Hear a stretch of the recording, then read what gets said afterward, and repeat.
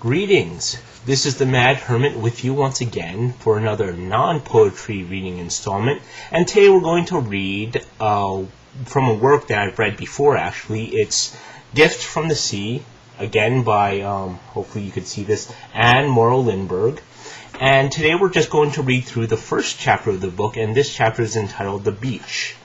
Now, for those of you who want to follow along, feel free to follow along. For those of you who might happen to have this book, you could follow along by reading through the book as I read. But either way, let's begin. The beach is not the place to work, to read, write, or think. I should have remembered that from other years, too warm, too damp, too soft for any real mental discipline or sharp flights of spirit. One never learns. Hopefully one carries down the faded straw bag, lumpy with books, clean paper, long overdue unanswered letters, freshly sharpened pencils, lists, and good intentions. The books remain unread, the pencils break their points, and the pads rest smooth and unblemished as a cloudless sky. No reading, no writing, no thoughts even, at least not at first. At first the tired body takes over completely. As on shipboard, one descends into a deck chair apathy.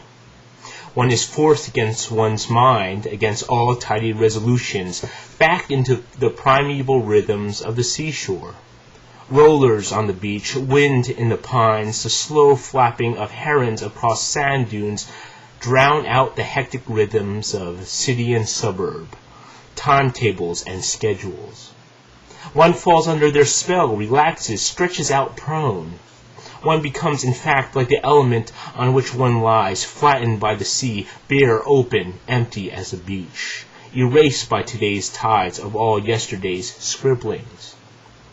And then, some morning in the second week, the mind wakes, comes to life again, not in a city sense, no, but beach-wise.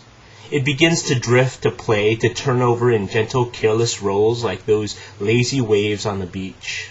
One never knows what chance treasures these easy, unconscious rollers may toss up on the smooth white sand of the conscious mind, what perfectly rounded stone, what rare shell from the ocean floor. Perhaps a channeled whelk, a moonshell, or even an argonaut. But it must not be sought for, or, heaven forbid, dug for. No dredging of the sea bottom here. That would defeat one's purpose.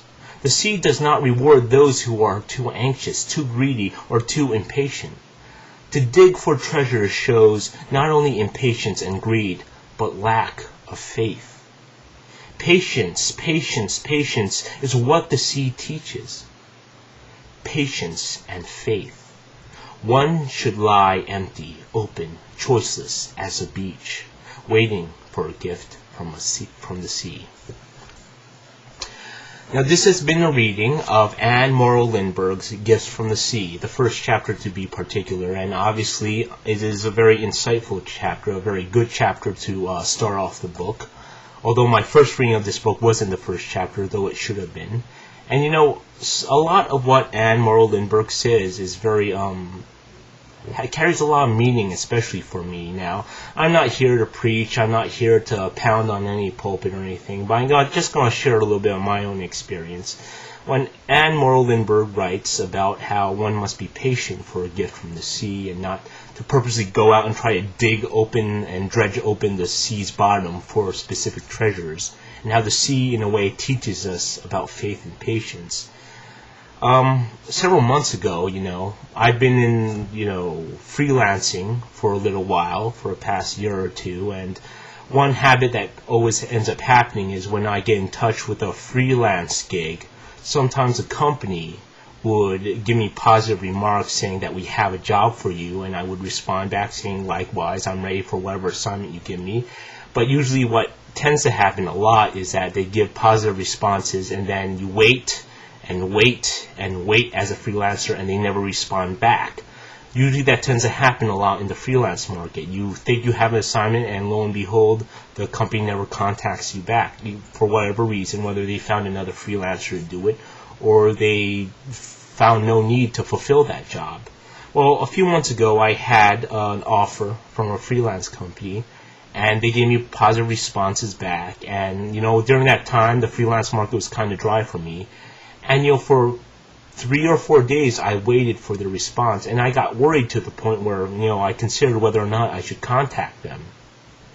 So I was really troubled by this. I was really bothered. But one night when I was laying in bed, I basically had this thought, and this thought was, I think it was God talking to me, telling me that don't worry about it. And basically at that point I made a decision to give a short silent prayer to God and just say, God, I'm not going to worry about this. I'm going to make a decision tonight not to go ahead and email that company and ask them, what's up. I'm just going to trust you. I'm just going to wait for one whole day, wait tomorrow off without, contacting that company. And if it doesn't work out, it doesn't work out. But I'm just going to trust you that everything will work out. And lo and behold, the next day I waited patiently, and by the end of that day, I get contacted by that company saying, we have an assignment for you. Whenever you get ready, take the assignment and get done, and, we'll welcome you on board.